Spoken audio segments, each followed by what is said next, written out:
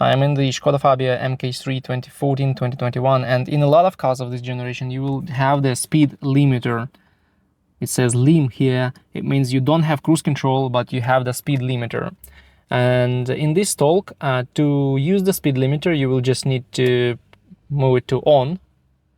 And now you have the limiter icon here. And you will use these two buttons to set the limit.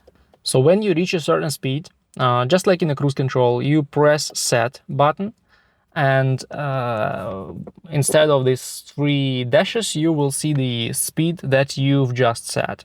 So by doing this, you will set the speed limit and your car will not go over that speed limit. It's very convenient in cities with like 50 kilometers per hour or 30 kilometers per hour speed limit that is easy to overcome and have some fine. So you will press this button and your car will not go over that speed limit. And also you can change that limit by pressing this plus button or minus button, or you may cancel that speed limit by shortly moving the switch here. And you can turn it off with this switch.